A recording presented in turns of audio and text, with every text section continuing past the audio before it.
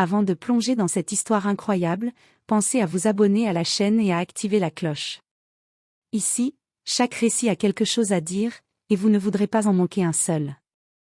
New York, hiver 2025. Le vent glacé s'engouffre entre les immeubles, balayant les trottoirs couverts de flocons blancs. Dans une ruelle animée de Manhattan, Leila Johnson, 19 ans, installe son petit stand de fortune. Sur des cartons posés à même le sol, ses peintures et dessins colorés semblent presque briller malgré la grisaille de la ville. Chaque toile raconte une histoire, chaque coup de pinceau est un fragment de son âme. Leila porte un manteau trop large, son écharpe frôlant ses joues pâles. Ses mains tremblent légèrement, non seulement à cause du froid, mais aussi de la fatigue et de la douleur que lui impose sa chimiothérapie. Elle sourit aux passants, les yeux brillants d'espoir malgré la peur qui serre sa poitrine. Elle murmure doucement. Œuvre d'art pour la vie, juste quelques dollars pour ma chimio. Mais la plupart des passants passent sans la voir. Certains lancent un regard rapide, d'autres détournent le regard, pressés par leur vie effrénée. Quelques enfants s'arrêtent, fascinés par les couleurs éclatantes de ses dessins, mais leurs parents les tirent vers le trottoir opposé. Leila inspire profondément, refusant de laisser le découragement s'emparer d'elle. Elle sait que chaque vente est une bataille gagnée, une chance de continuer à se battre contre la maladie. Mais ce jour-là, alors qu'elle ajuste ses toiles sous le vent, elle ne sait pas encore qu'une rencontre inattendue va bouleverser sa vie et transformer sa lutte en espoir. Le vent glacial s'engouffrait dans les ruelles de Manhattan comme pour rappeler à chacun la dureté de l'hiver. Leila Johnson, emmitouflée dans son manteau trop grand, fixait son petit stand de fortune. Ses peintures étaient disposées avec soin sur le trottoir, des portraits colorés, des paysages vibrants, des scènes de vie urbaine, toutes tracées avec passion. Chaque passager qui s'arrêtait un instant semblait réfléchir, acheter un tableau signifiait aider une jeune fille malade, mais la majorité marchait sans un mot. Les doigts de Leila, engourdis par le froid, tremblaient légèrement tandis qu'elle ajustait ses toiles pour qu'elles soient visibles. Une vieille dame s'arrêta un instant, observa un portrait d'un enfant jouant dans un parc, et murmura. « C'est magnifique. » Mais avant que Leila ne puisse répondre, la dame fut tirée par sa fille, et disparut dans la foule pressée. Leila soupira, essayant de chasser le découragement. Elle se rappelait pourquoi elle était là, chaque dollar récolté l'aiderait à payer sa chimiothérapie. Elle savait que sa passion pour l'art n'était pas seulement un rêve, mais une question de survie. Soudain, le son d'une voiture luxueuse se fit entendre. Une limousine noire s'arrêta quelques mètres plus loin. Les passants se tournèrent, intrigués par l'élégance de l'homme qui en descendit. Alexander Whitmore, milliardaire discret mais influent, marchait d'un pas sûr vers le stand de Leila. Ses yeux, d'un bleu perçant, balayèrent les peintures avec une attention inhabituelle. Leila sentit son cœur s'accélérer. Il n'avait rien dit, mais son regard semblait lire au-delà des toiles, comme s'il voyait toute son histoire, toute sa lutte. Le vent continuait de fouetter ses cheveux, mais dans cet instant, elle sentit une chaleur inattendue, quelqu'un la voyait réellement. « C'est, vous qui avez fait tout ça ?» demanda-t-il doucement, presque surpris. Leila hocha timidement la tête. « Oui. Je vends mes œuvres pour payer ma chimiothérapie. » Alexander Whitmore s'agenouilla légèrement pour être à sa hauteur, son regard toujours fixé sur elle. « Votre talent est incroyable. Et ce courage, vous méritez bien plus que de simplement survivre. » À ce moment, Leila sut que sa vie venait de basculer. Une rencontre qui semblait anodine allait changer son destin, et lui offrir une chance qu'elle n'aurait jamais osé imaginer. Leila resta figée un instant, incapable de détacher son regard de l'homme qui se tenait devant elle. Alexander Whitmore ne ressemblait à aucun autre passant pressé ou mécène distant qu'elle avait pu rencontrer. Il la regardait avec une attention sincère, comme si chaque tableau qu'elle avait peint lui racontait sa propre histoire. « Je ne sais pas quoi dire », murmura-t-elle, sa voix tremblante. Alexander sourit légèrement et secoua la tête. « Vous n'avez rien à dire. Vos peintures parlent pour vous. Elles sont magnifiques. Et, je crois que vous méritez de continuer à vous battre, sans vous soucier de l'argent. » Avant que Leila ne puisse réagir, il sortit son portefeuille en cuir noir. Avec une aisance naturelle, il choisit chaque tableau, un par un, vérifiant leur état avec un soin étonnant. Les passants s'arrêtaient, Curieux, observant la scène, un milliardaire achetait toutes les œuvres d'une jeune artiste sur le trottoir. « Attendez, je ne peux pas, je n'ai même pas assez », balbutia Leila, effarée. Alexander la coupa doucement. « Vous ne devez pas vous inquiéter pour ça. Vous devriez penser à votre santé, à vos rêves, pas à votre facture d'hôpital. » Il rangea les tableaux dans un sac soigneusement et tendit la main à Leila. « Donnez-moi votre carnet de contact ou votre email.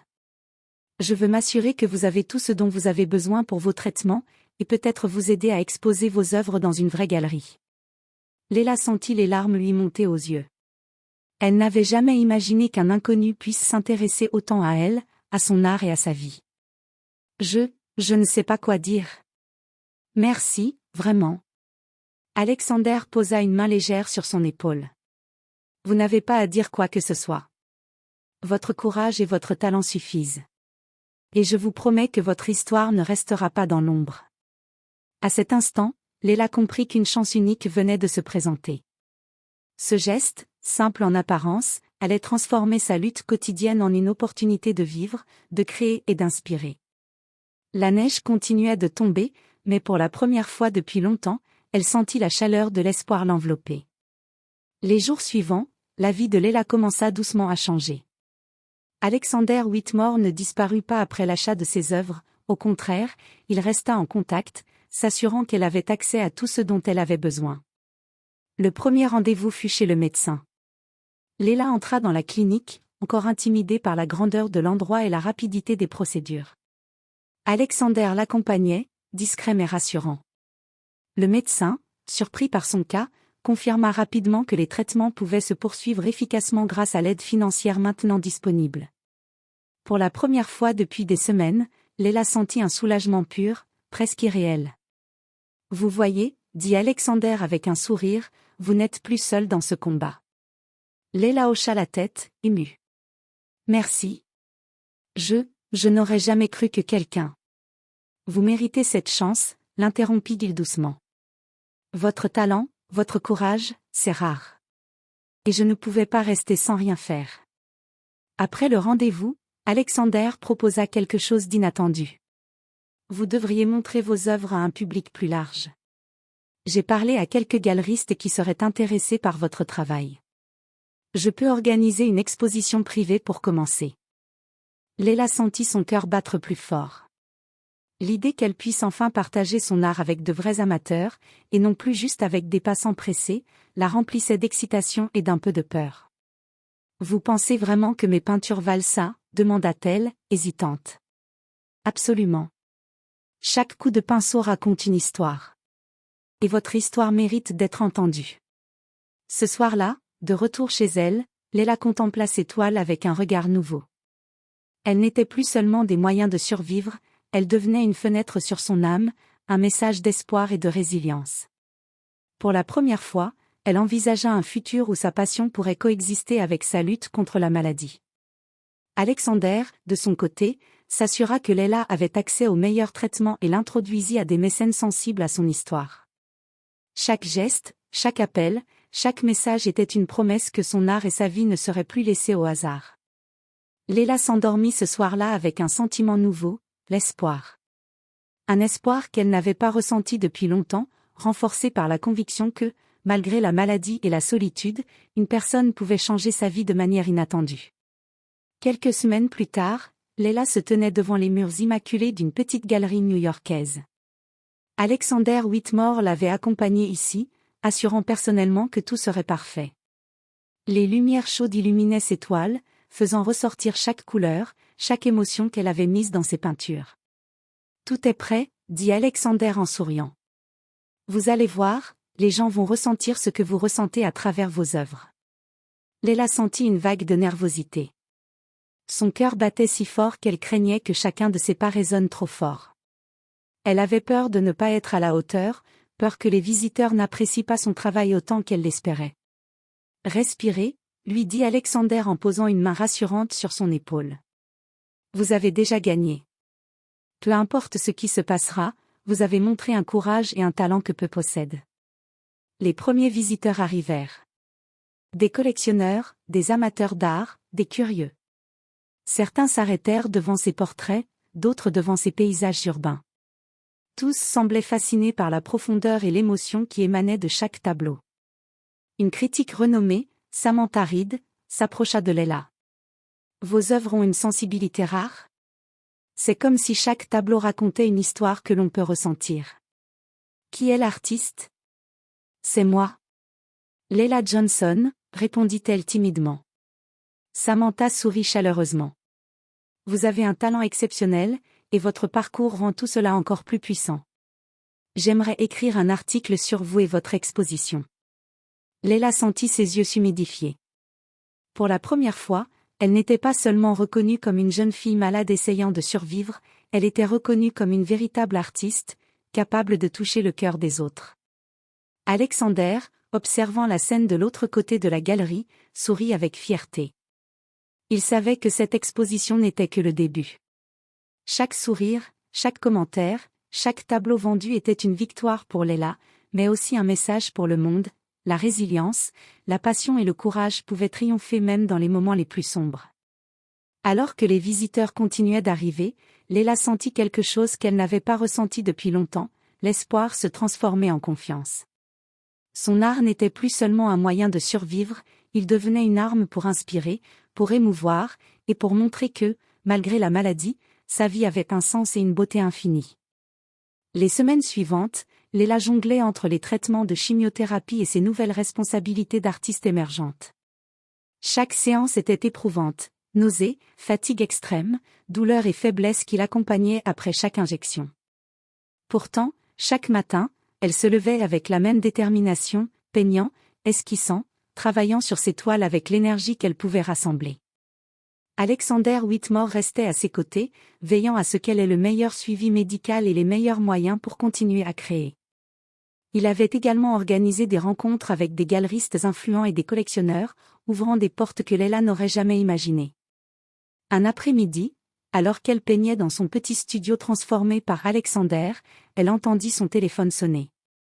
C'était Samantha Reed, la critique d'art. « Leila, j'ai une proposition pour vous. Une exposition à la galerie Madison Square, dans le quartier des Arts. Ce serait votre première grande exposition en solo dans Manhattan. Vos œuvres méritent d'être vues par un public plus large. » Les yeux de Leila brillèrent. « Je n'arrive pas à y croire, merci. » « Vous le méritez, » insista Samantha. « Votre histoire, votre courage, votre talent, tout cela touche profondément les gens. Vous avez une voix, Leila. Et il est temps que le monde l'entende. » Cette nuit-là, Leila contempla ses toiles à la lumière douce de son studio. La fatigue de la chimiothérapie pesait lourdement sur ses épaules, mais un feu intérieur venait de s'allumer. Elle comprit que chaque moment de douleur, chaque coup de pinceau, chaque sourire rare des passants qui s'étaient arrêtés devant ses œuvres avait préparé ce moment. Alexander entra, apportant une tasse de thé chaud. « Vous êtes prête ?» dit-il doucement. « Vous êtes plus forte que vous ne le pensez, Leila. Et maintenant, tout le monde pourra le voir. » Leila sourit pour la première fois depuis longtemps, laissant la chaleur de l'espoir dissiper un instant la douleur de son corps. Elle savait que la route serait encore longue et difficile, mais désormais, elle n'était plus seule, et son art n'était plus seulement un moyen de survie, il était devenu sa voix, son courage et son futur. Leila se tenait dans la vaste salle de la galerie Madison Square, les murs encore nus, attendant que les installations soient prêtes. Les techniciens plaçaient les cimaises, ajustaient les éclairages et disposaient les panneaux d'information. Chaque détail comptait pour que ses œuvres soient mises en valeur et que le public ressente l'émotion qu'elle avait mise dans chacune de ses toiles. Alexander Whitmore était à ses côtés, observant calmement le travail en cours. « Vous savez, » dit-il, « votre art va toucher beaucoup de gens ici. Je l'ai vu dans les yeux des visiteurs de votre première exposition. Mais à Madison Square, vous allez inspirer des milliers de personnes. » Leila inspira profondément, sentant une pointe de nervosité. « Je n'arrive pas à croire que tout ça m'arrive. Moi, une simple jeune fille qui vendait ses peintures pour payer sa chimio. » Alexander posa sa main sur son épaule. « Vous n'êtes pas simple. Vous êtes courageuse, talentueuse, et vous avez une histoire que le monde doit connaître. Ce n'est pas un hasard si vous êtes ici. » Les jours suivants furent un tourbillon de préparation. Leila rencontrait des collectionneurs, des journalistes, et même des jeunes artistes qui venaient chercher des conseils. Chaque rencontre renforçait sa confiance, mais rappelait aussi la fragilité de son état. La fatigue des traitements se faisait sentir, mais elle refusait de laisser la maladie dicter sa vie. Lors de l'installation finale, un collectionneur s'arrêta devant une toile représentant un paysage urbain enneigé, vibrant de couleurs et de vie malgré la froideur apparente. « C'est incroyable », dit-il. « Il y a tellement d'émotions dans ce travail. » « Qui est l'artiste ?» Leila, rougissante, s'approcha. « C'est moi. Leila Johnson. Une jeune femme si talentueuse. Votre travail est remarquable, et votre courage est inspirant, ajouta-t-il. Cette reconnaissance, même si elle n'effaçait pas la douleur physique, allégeait son cœur et lui donnait un sentiment de fierté qu'elle n'avait jamais connu. Alexander, observant la scène, sourit intérieurement. Il savait que ce moment marquait un tournant dans la vie de Leila. Non seulement elle était reconnue pour son talent, mais elle commençait à toucher le cœur des autres avec son art et son histoire. Alors que la nuit tombait sur Manhattan, Leila resta quelques instants seule dans la galerie, contemplant ses toiles illuminées par les spots chauds. Pour la première fois depuis longtemps, elle sentit que sa vie n'était plus seulement une lutte contre la maladie, elle devenait une aventure, un témoignage de résilience et de beauté. Le grand jour arriva enfin. La galerie Madison Square était prête, ses murs blancs immaculés illuminés par des spots chaleureux qui faisaient ressortir les couleurs et la texture des œuvres de Leila. Des invités prestigieux, collectionneurs, journalistes et amateurs d'art, avaient été conviés. Leila, vêtue d'une robe sobre mais élégante, observait les premiers visiteurs pénétrer dans la salle. Son cœur battait la chamade, partagé entre excitation et nervosité. Alexander Whitmore était à ses côtés, calme et rassurant comme toujours. « Respirez, Leila » murmura-t-il. « Vous êtes prête pour ce moment. Vos œuvres parlent pour vous. » Les visiteurs se déplaçaient lentement, s'arrêtant devant chaque tableau, captivés par la profondeur des couleurs et des émotions. Certains murmuraient entre eux, d'autres prenaient des photos discrètement. Chaque regard posé sur ces toiles était un hommage silencieux à sa résilience et à sa créativité. Une femme, visiblement touchée, s'approcha de Leila. « Vos peintures sont incroyables. On ressent toute la force et la sensibilité qui se dégagent d'elles. Qui aurait cru qu'une jeune femme traversant une chimiothérapie pouvait créer quelque chose d'aussi puissant ?» Leila sentit une boule d'émotion monter dans sa gorge. « Merci, merci beaucoup » murmura-t-elle. Les journalistes prenaient des notes, les critiques d'art prenaient des clichés, et Alexander observait la scène, fier de voir Leila enfin reconnue. Les ventes s'accumulaient, mais plus que l'argent, c'était la reconnaissance et le respect qui réchauffaient le cœur de la jeune artiste. Un moment particulièrement émouvant survint lorsqu'un jeune garçon s'arrêta devant un tableau représentant un parc enneigé, les couleurs éclatantes contrastant avec le blanc de la neige. « Maman, regarde » dit-il en pointant la toile. C'est comme si elle racontait une histoire. La mère, souriant, se tourna vers Leila. « Vous êtes incroyable. Merci de partager votre talent avec nous. » À ce moment, Leila sentit une vague d'émotion l'envahir.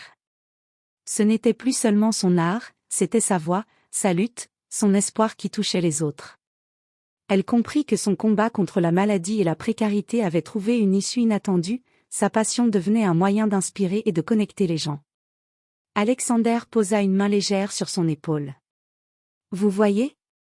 Vous êtes déjà en train de changer le monde, Leila.